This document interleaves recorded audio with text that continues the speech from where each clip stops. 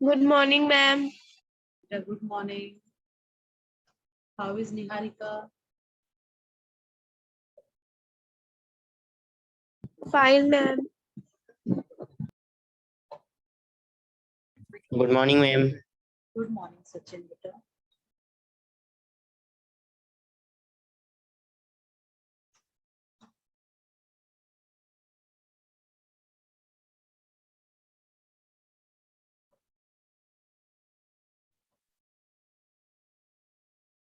अभी तक अटेंडेंस तो आपकी डल गई है 1 2 3 4 5 6 7 8 9 10 10 बच्चों की डल गई है। आए केवल 5 है। ये छठा बच्चा आ गया। Okay, what were we doing class?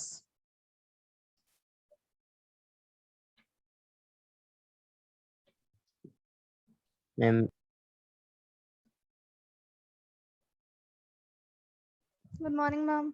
Good morning Ishika. Age of industrialization ही तो चल रहा था अपना। yes, ma'am. ठीक है। Good morning. Good morning ma'am. Good morning Gaurav. Good morning Kavyansh. Ma'am new topic start होगा मैम आज। कौन सा? The peculiarities of industrial growth. The peculiarities of the industrial growth. चलिए, so we'll come to that page.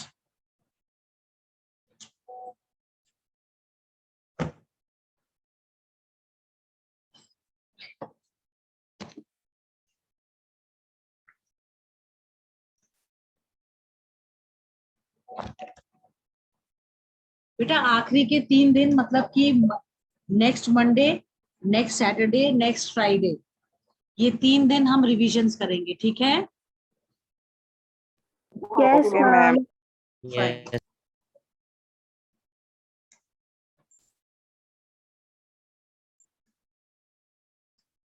I think all have joined. No, Harshvardhan has not joined. Akshat Kumar is there in the class. Can I have the cameras on to the students, those who are there in the class? Yes ma'am.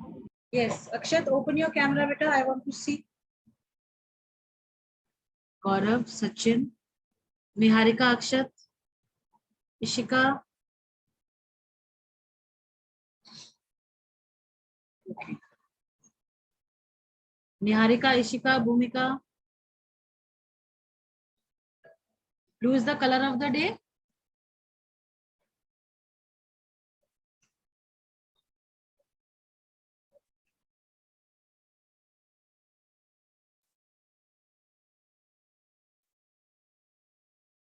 Okay.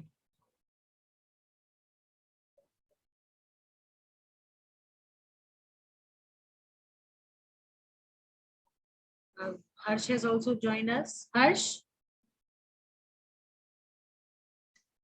you all have the books with you? yes, ma'am. Yes ma'am.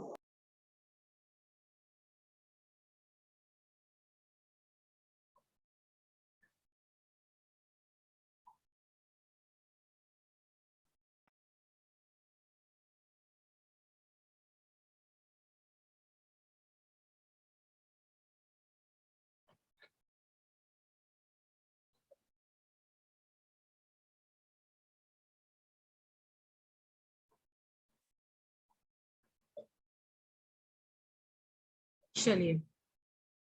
I have taken the screenshot and now I'm sharing the book with you people. Morning ma'am. Good morning, Harsh. बेटा camera on करेंगे?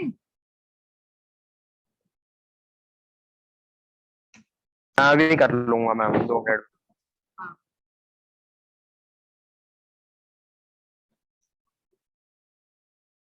बेटा can you see the screen? Yes ma'am. Yes, ma'am.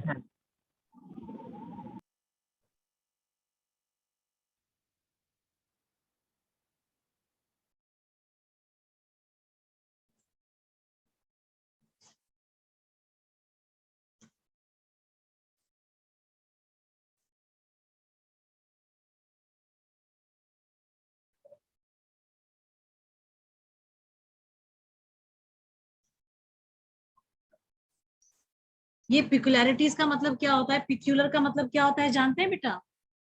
No ma'am. No ma'am. Peculiar का मतलब होता है unusual या strange. कह रहा है कि जो इंडस्ट्रियल ग्रोथ हो रही थी उसकी अनयूजुअल या स्ट्रेंज बात क्या थी, वो हम पढ़ेंगे इस पर्टिकुलर टॉपिक में, right? Okay, ma'am. Yes.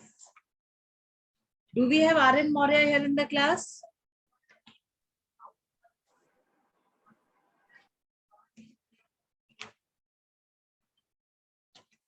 Excuse me ma'am, एक बार फिर से बता दीजिए फैकल्टीज। जी बेटा, फिर से बता दीजिए फैकल्टीज का मीनिंग। पिक्यूलरिटीज मतलब होता है अनयूजुअल या स्ट्रेंज। तो कह रहा है जो इंडस्ट्रियल ग्रोथ हुआ उसके बारे में स्ट्रेंज या अनयूजुअल बात क्या थी, वो हम पढ़ेंगे इस टॉपिक में, ठीक है? ओके।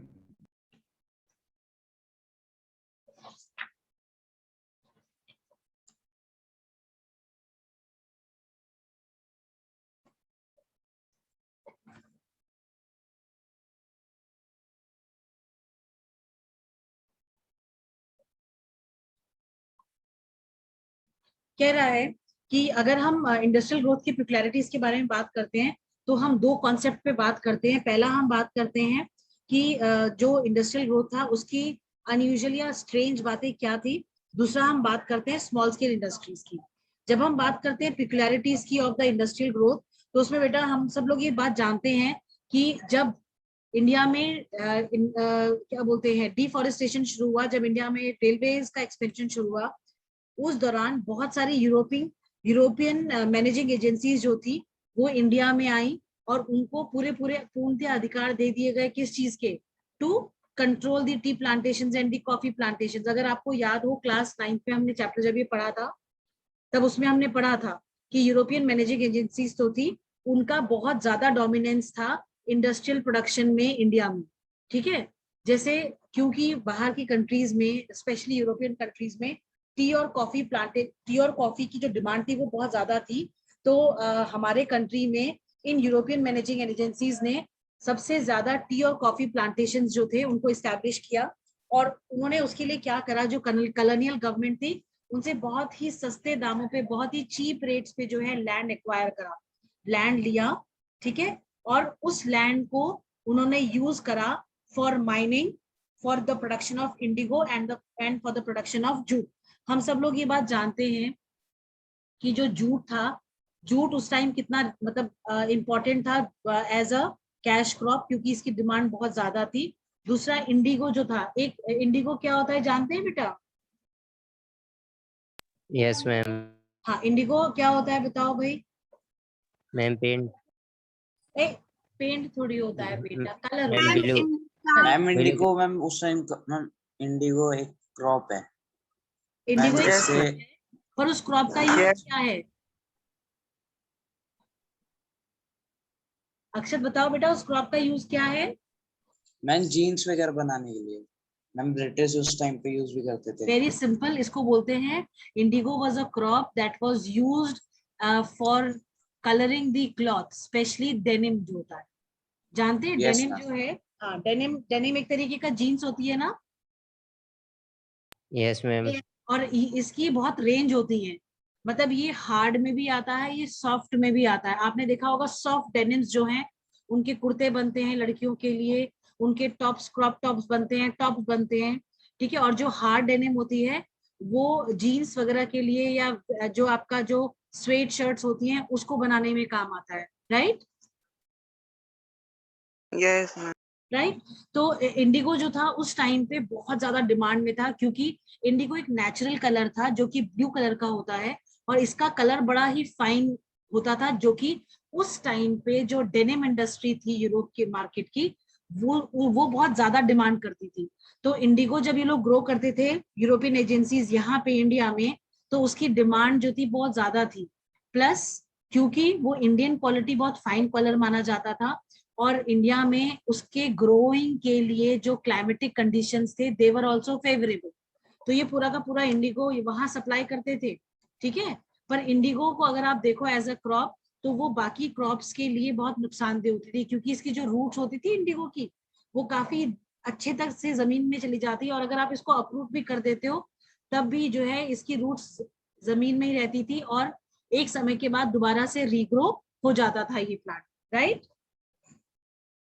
Okay ma'am. ठीक है, तो Yes, ma'am. तो इस फर्स्ट पैराग्राफ में जो समझाया गया आपको समझ में आ गया है? Yes, ma'am. Yes, ma'am. Yes, ma'am. Okay. Whatever was produced by the European managing agencies, that was not for the Indian markets, it was exclusively for the European markets. So whatever was produced in the on the Indian land, that was taken for export trade to the European markets. Am I clear? Yes. Yes ma'am. चलिए, ये जो बच्चे बाद में आए हैं जरा हाथ खड़ा करके अपना नाम बता दें हमें। कारण ये है कि I will not be putting their attendance then. Okay, Zainab, who else? Who else? Zainab के बाद कौन आए हैं? 2 बच्चे आए थे बेटा क्लास में। मैम मैं आया था मैम, मेरे में लेफ्ट खड़े हो गया था मैम। अच्छा, आप लेफ्ट हो गए थे, ठीक है।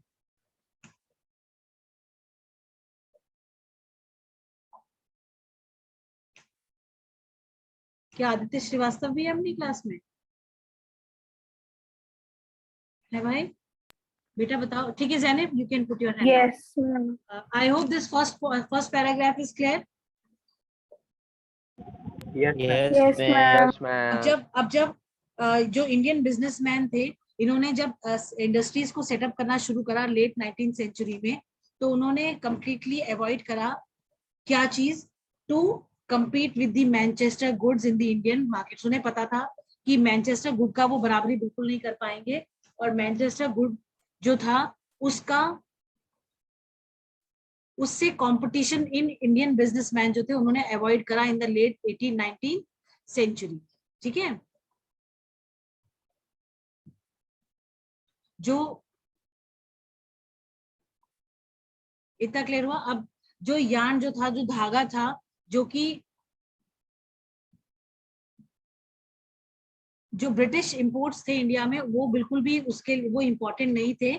इसलिए जो अर्ली कॉटन मिल्स हुआ करते थे हमारे कंट्री में, वो क्या करते थे? कोर्स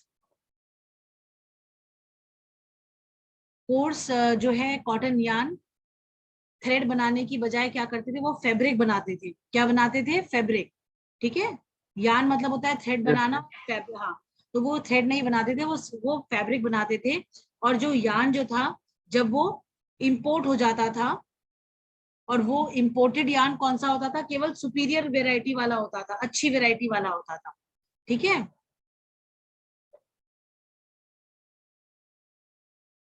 और जो इंडिया में जो यार्न या थ्रेड जो प्रोड्यूस होता था, वो इंडियन स्पिनिंग मिल्स जो है वो अपने हैंडलूम्स वीवर जो थे वो यूज करते थे, या तो इंडिया में यूज करते थे या उसको एक्सपोर्ट कर देते थे चाइना में। ठीक है, इतना क्लियर हुआ बेटा? Yes ma'am. ठीक है, अब बहुत सारे अर्ली 20th सेंचुरी जो थी उसमें बहुत सारे चेंजेस आए, जिसने कि इंडस्ट्रियलाइजेशन पैटर्न को जो है काफी ज्यादा इफेक्ट करा, उस पर काफी इम्पैक्ट डाला। अब वो क्या चेंजेस थे? एज द स्वदेशी, देखो हम सबको पता है 1905 में जो है आपका बंगाल का पार्टीशन हुआ था। जब बंगाल का पार्टीशन हुआ, do you remember this Bengal partition? Yes. हाँ, Yes, ma'am. अच्छा। तो जब बंगाल का पार्टीशन हुआ, तो उस टाइम पे ये स्वदेशी मूवमेंट ने जो है बहुत ज्यादा तेजी पकड़ ली थी, बहुत ही ज्यादा वाइड उसमें जो है ये स्प्रेड अप हो गया था। ठीक है, अब जब ये स्वदेशी मूवमेंट स्प्रेड अप हुआ, तो जानते हैं इसमें क्या हुआ था? इस मूवमेंट में क्या किया गया था? गौरव कि सचिन, कौन बताएगा? Ma'am, Swadeshi movement. हाँ, Lavlesh, do you know? What? Do you know what was this Swadeshi movement? Zainab knows? Yes, ma'am. बताओ क्या था ये? Ma'am, in this we have to remove all the deshi matlab objects, like, and we have to obtain all the Indian objects. Obtain और adopt और Canada. Adopt. हाँ, ये सचिन बताओ बच्चे। मैम इसमें सभी विदेशी प्रोडक्ट भारतीयों ने वो त्याग दिए थे और जो देसी इंडिया के बने हुए प्रोडक्ट थे वो ही पहनते थे। बिल्कुल, वेरी गुड। इसमें बेटा ये हुआ था कि जो फॉरेन गुड्स था उनका बॉयकॉट किया गया था, और नेशनलिस्ट जो थे उस टाइम के, जो नेशनलिस्ट लीडर्स थे हमारे, उन लोगों ने लोगों से कहा कि ये जो ब्रिटिशर्स हैं ये हम आके हम लोगों को तोड़ रहे हैं, अलग कर रहे हैं, तो हम इनके द्वारा लाई गई चीजों का इस्तेमाल क्यों करें, हम क्यों इनको फलने फूलने दें, क्यों ना हम अपने लोगों द्वारा बनाई गई चीजों का इस्तेमाल करें। और इस स्वदेशी मूवमेंट के दौरान जो है इंडियन गुड्स जो हैं बहुत ज्यादा मार्केट में सेल आउट हुए थे। जानते हैं फॉरेन गुड्स की बॉन फायर बना के, आपने देखा है बॉन फायर, पता है क्या होती है बॉन फायर क्या होती है, जानते हैं? Yes, ma'am. तो ये जो बॉन फायर लकड़ी से आग जलाना। ऐसे, हाँ, लकड़ी का एक वो बना लिया जाता है, क्या बोलते हैं, एक what do you call it, बहुत सारी लकड़ी को एक साथ लगा के जो है डिजाइनिंग, उसमें डिजाइन में लगा दिया जाता है और उससे जो है जला दिया जाता है। तो बॉन फायर ऐसे ही विदेशी कपड़ों की बॉन फायर बना के जो फॉरेन गुड्स था उसमें आग लगा दी गई, और ब्रिटिश गवर्नमेंट को ये एक मैसेज दिया गया बहुत क्लियर कि अब तुम्हारे हिसाब से काम हम नहीं करने वाले हैं। तुम ये चाहो कि अपने कपड़े हमारे यहाँ सेल आउट कर लो, वो अब हम नहीं करेंगे, हम अपने देश में प्रोड्यूस किया हुआ कपड़ा ही पहनेंगे। ठीक है, so this was the change that took place in the early 20th century affecting the industrialization pattern. ये क्लियर हुआ? Yes ma'am. Yes, ma'am. इस दौरान जानते हैं, इस दौरान जो है चाइनीज, ये जो आपका इंडियन गुड, जो ब्रिटिश गुड था उसको लोगों ने मना कर दिया, तो क्या हुआ, उसकी जो है डिमांड कम हो गई। ठीक है,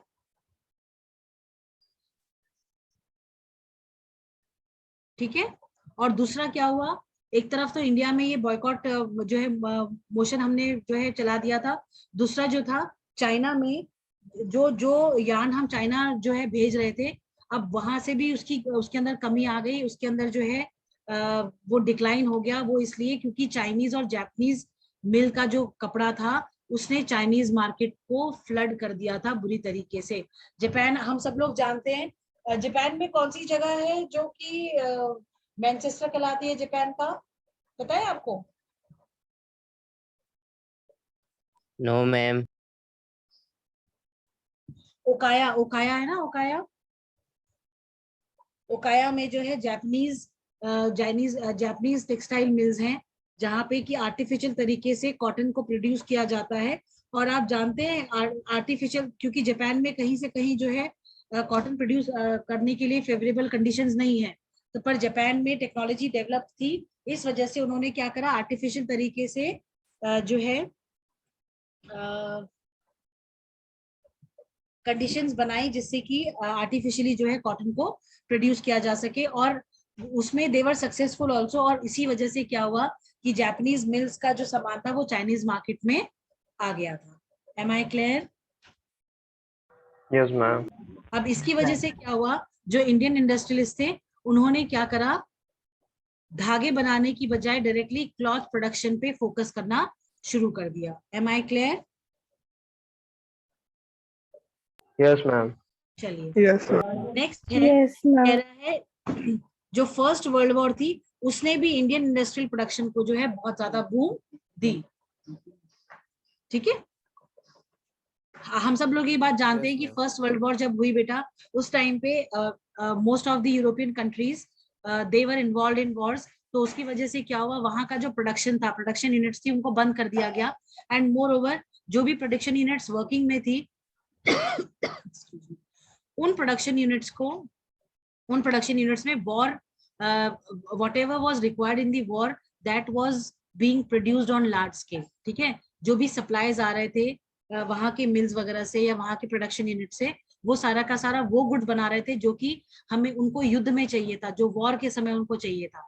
ठीक है, तो इसका नतीजा क्या हुआ जानते हैं, इंडियन इंडस्ट्रीज को तो बूस्ट मिला ही, भाई इंडिया में तो प्रोडक्शन हो ही रहा था कपड़ों का, प्लस ये और क्या होने लगा, कि भाई जो वॉर में चीजें रिक्वायर्ड थी वो उनका भी प्रोडक्शन होने लगा, जिसकी वजह से फैक्ट्रीज जो है उनकी सेटअप जो है और ज्यादा बढ़ गया। मतलब जिस तेजी से इंडस्ट्री सेटअप हो रही थी पहले, उसकी दुगनी स्पीड से, डबल स्पीड से जो है industries were being setup, were being put up, so that the industries could meet the war demands that were there. Am I clear? Yes, ma'am. Yes, ma'am. इसमें कोई ऐसी Yes, ma'am. समझ में आई हो? ठीक है। और जानते हैं उस समय ये भी था कि मल्टीपल शिफ्ट्स में जो है काम हो रहा था। ये नहीं था कि बस सुबह 4 घंटे या 5 घंटे या 6 घंटे की कोई शिफ्ट चल रही है तो उसी में काम हो रहा है, जबकि बल्कि जो लेबर्स थे उनको अलग अलग आवर्स में डिप्लॉय किया गया ताकि खूब सारे काफी समय तक काम हो सके और ज्यादा से ज्यादा प्रोडक्शन हो सके। Am I clear? Yes, ma'am. Yes, ma'am. क्या हुआ? Yes, ma'am. अब जब वॉर बंद हुई, फर्स्ट वर्ल्ड वॉर जब एंड हुई 4 साल के बाद, कोई हमें बताएगा वर्ल्ड वॉर का पीरियड क्या था, time period first world war का? Yes ma'am. कब से कब तक मैम हुई? 1940 to 14 to 1918। 19 very good, 1914 to 1918, right? 19 1918 1914 से 1918 तक 4 साल तक चली थी लगातार। ठीक है।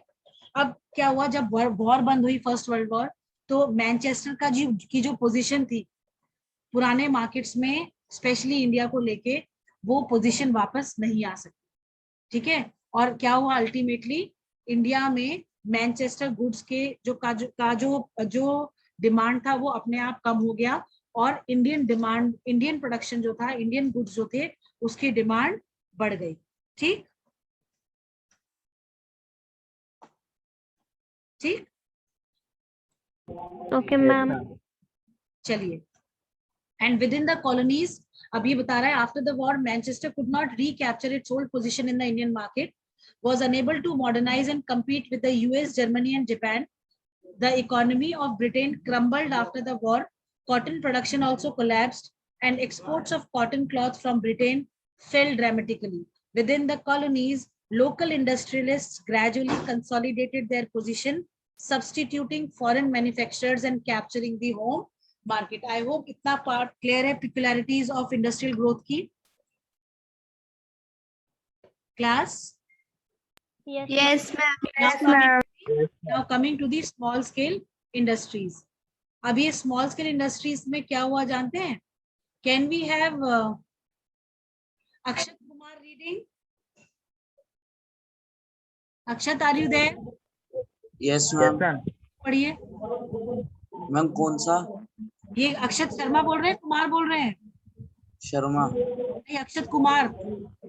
जरा देखो है कि नहीं का? Yes, ma'am. है नहीं है? Yes, ma'am. अक्षत कुमार बेटा, raise your hand please.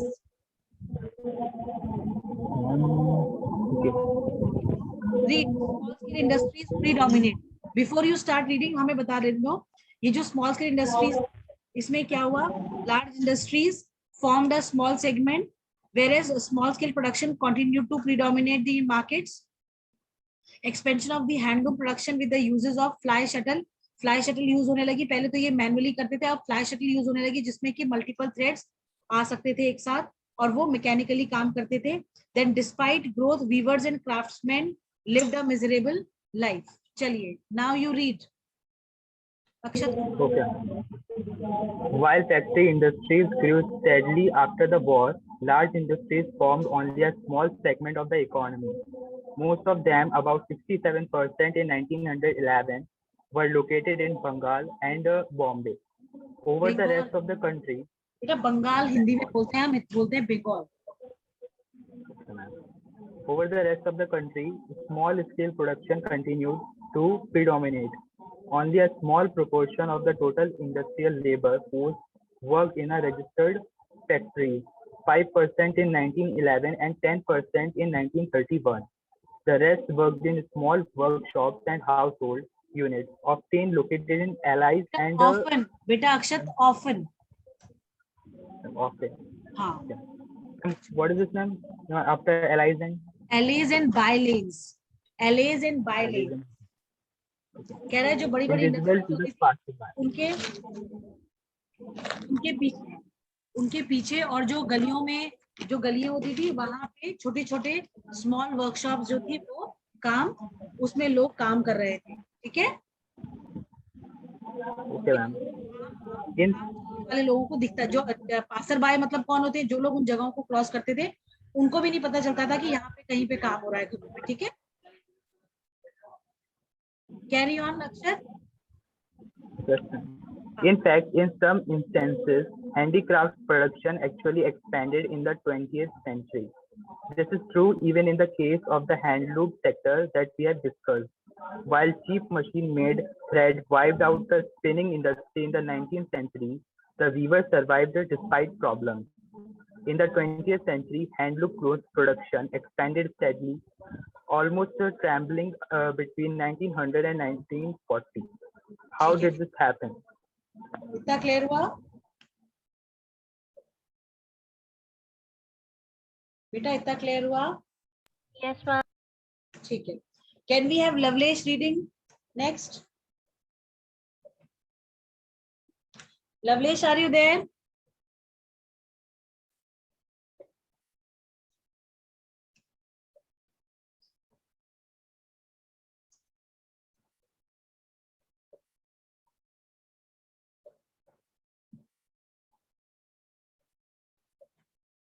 Lavlesh, are you there? नहीं है, चलिए एब्सेंट है ये। ज़ैनब पढ़ो बेटा। How did this happen? This was partly because of technological changes. Handicrafts people adopt new technology if that helps them improve production without excessively pushing up costs. So by the second decade of the 20th century, we find weavers using looms with a fly shuttle. This increases the productivity per worker, speeded up production and reduced labor demand. By 1941, over 35% of handlooms in India were fitted with fly shuttles in regions like Travancore, Madras, Mysore, Cochin, Bengal, or the proportion of was 70 to 80%. There were several other small innovations that helped weavers improve their productivity and compete with the mill sector. ठीक है, चलिए next. Can we have Niharika reading? Yes, ma'am. पढ़ो। Certain groups of weavers. Certain groups of weavers were in a better position than others to survive the competition with mill industries. Amongst weavers, some produced coarse cloth while others wove finer varieties. The coarser cloth was worn by the poor and its demand fluctuated violently. In times of wet harvests and famines, when the rural poor had little to eat and their cash income disappeared, they could not possibly buy clothes. The demand for the finer varieties bought by the well-to-do so was more stable. The rich could buy these even when the poor starved. Famines did not affect the sale of Banarsi or Baluchari saris. Moreover, as you have seen, mills could not imitate specialized weaves. Saris with woven borders or the famous lungis and handkerchiefs of Madras could not easily displaced by mill production. ठीक है बेटा, जो भी काम viewers करते थे उनके काम में जो फिनिश थी, जो डिजाइनिंग थी, वो जो है मिल्स में भी नहीं हो पा रही थी। इसलिए काफी हद तक तो इन्होंने क्या करा, वीवर्स के उसको ग्रुप को अफेक्ट करा, बट अल्टीमेटली क्या हुआ, जो हैंडलूम का जो वर्क था, जो फाइन वर्क था, उसको ये मिल्स जो है वो रिप्लेस नहीं कर पाई। इतना क्लियर है? इसमें कोई ऐसी चीज जो ना समझ में आई हो बेटा? No, ma'am. No, ma'am. Carry on. Can we have Bhumika reading now? Yes, ma'am. Weavers and other craftspeople who continued to expand production through the 20th century did not necessarily prosper. They lived hard lives and worked long hours. Very often, the entire household, including all the women and children, had to work at various stages of the production process, but they were not simply remnants of past times. In the age of factories, their lives and labor were integral to the process of industrialization. ठीक है. Any help? Any thing to be explained? Huh? Hmm. No, ma'am. So what No, are ma'am. remnants? Remnants. बेटा शेष, अवशेष, अवशेष. Yes. ठीक है. Yes, ma'am. चलिए.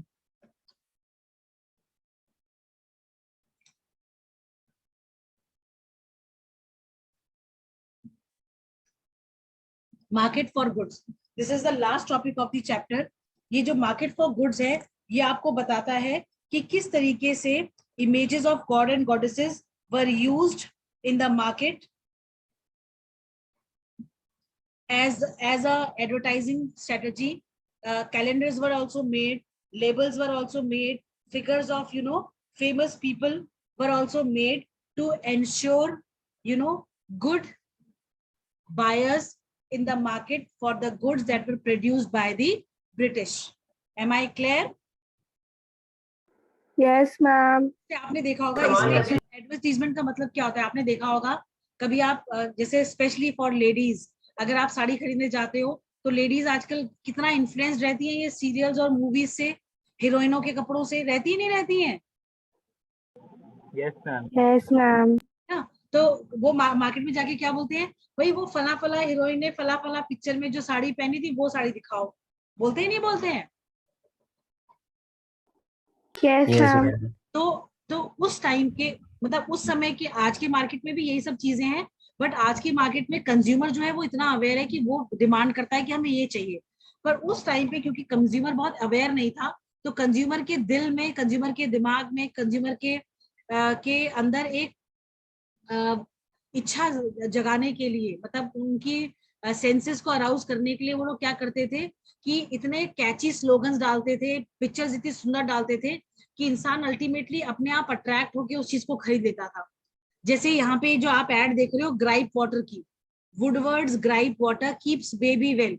जो नया बच्चा पैदा होता है, छोटा बच्चा, उसको बहुत सारे प्रॉब्लम्स होते हैं, उसके स्टमक में बहुत ज्यादा जो है उसको जैसे क्या बोलते हैं उसको, बाउलिंग वगैरह बहुत ज्यादा होती है ना. तो ये जो ग्राइप वाटर होता है, ये बहुत सारे जो हर्ब्स होते हैं, हर्ब्स और स्पाइसेस जो होते हैं उनको मिला के बनाया जाता है. सॉफ्ट होते हैं ये, बच्चे के उसके लिए बहुत लाइट होते हैं, ये बच्चे का पेट वगैरह सही रखता है. तो उस टाइम पे इसको सेल आउट करने के लिए छोटे बच्चों की बड़ी प्यारी प्यारी सी फोटोग्राफ्स बना दी जाती थी, बड़ा कैची सा स्लोगन लगा दिया जाता था और जो है उसको बेचा जाता था. मुझे आज भी याद है जब हम लोग छोटे हुआ करते थे तो एक ऐड आया करती थी, आहा मीठी मीठी करके कुछ, एंड वो ग्राइप वाटर के लिए हुआ करती थी. ठीक है, छोटा सा बेबी दिखा देते थे उसको कि भाई वो जो है उस पानी को पी के and the child is smiling. ठीक है, तो ये these were the strategies that were followed by the people at that time to advertise their products. Am I clear? Yes, Yes, ma'am. ma'am. ऐसे ही आपने देखा होगा मार्केट में क्या होता है, जो कपड़ों के लट्ठे होते हैं, मतलब कपड़े थान में कपड़े बंधे होते हैं, उसके ऊपर बड़ी प्यारी सी किसी हीरोइन की फोटो लगा दी जाती है. अगर लड़कों का जो है शूटिंग शर्टिंग्स है तो किसी मेल एक्टर की बड़ी स्मार्ट सी फोटो लगा दी जाती है, कोई हैंडसम सा जो एक्टर होता है, जिससे कि अगर जो खरीदारी करने के लिए आया है वो उसको देख के सोचे कि अरे भाई ये एक्टर भी इस्तेमाल करता है ये कपड़ा, लाओ भैया आप तो हम यही खरीद रहे हैं. तो इस तरीके से लोगों को अट्रैक्ट करने के लिए हर उस स्ट्रेटेजी को अपनाया गया थ्रू दी मार्केट स्ट्रेटेजीज, जिससे कि वो कंज्यूमर्स को अपील कर सके, मासेस को अपील कर सके. I hope I am clear बेटा. Yes, ma'am. Yes, ma'am. Yes, ma'am. चलिए, तो इसमें इस पूरे उसमें केवल ये बताया गया कि किस तरीके से कैलेंडर्स को बेचने के लिए, फिर एडवर्टाइजमेंट्स की जाती थी चीजों के लिए, गॉड एंड गॉडेसेस के इमेजेस को यूज किया जाता था। तो आप देखो अगरबत्ती और धूपबत्ती के जो पैकेट्स होते हैं उन पे भगवान जी की फोटो बनी होती है, नहीं बनी होती है? Yes ma'am. Yes, ma'am. अलग अलग तरीके के लोगों को अलग अलग तरीके से रिझाने के लिए वो बना दिया जाता है, ताकि जो है लोग अपने मनपसंद के भगवान के हिसाब से जो है उस धूपबत्ती को या अगरबत्ती को खरीदे। ठीक है, यस मैम। चलिए, can we have Gaurav reading market for goods?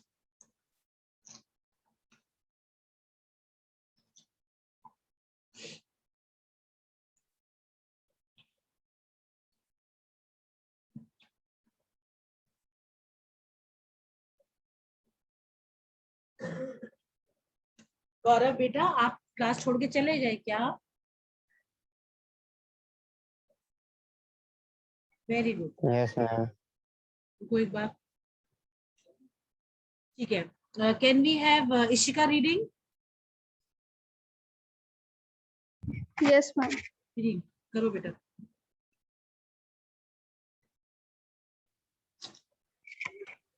We have seen how British manufacturers attempted to take over the Indian market and how Indian weavers and craftsmen, traders, and industrialists resisted colonies' controls, demanded tariff, tariff protection, created their own spaces, and tried to extend the market for their produce. But when new products are produced, people have to be pressured to buy them. They have to feel like using the product. How was this done? One way in which new consumers are created is through advertisement. As you know, advertisement make products appear desirable and necessary. They try to shape the minds of people and create new needs. Today, we live in a world where advertisement surrounded us. They appear in newspaper, amazing magazines, hoardings, streets, wall, television screen. But if we look back into history, we find that from the very beginning of the industrial age, advertisements have played a part in expanding the market for products and in shaping a new consumer culture. Carry on. When Manchester industrialists began selling clothes in India, they put labels on the cloth bundles. The label was needed to make the place of manufacture and the name of the company familiar to the buyer. The label was also to be a mark of quality. When buyers saw "Made in Manchester" written in hold on the label, they were expected to feel confident about buying the clothes.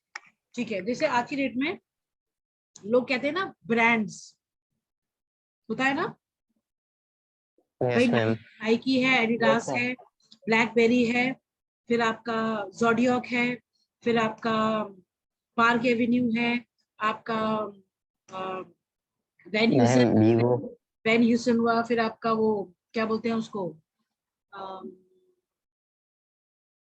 Benetton हो गया, UCB है, फिर आपका वो कौन सा होता है,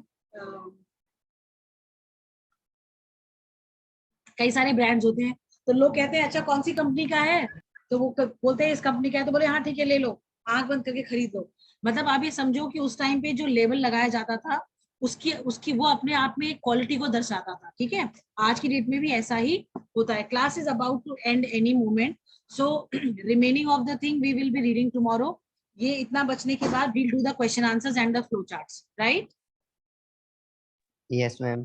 ठीक है, I hope today's session was beneficial for you all.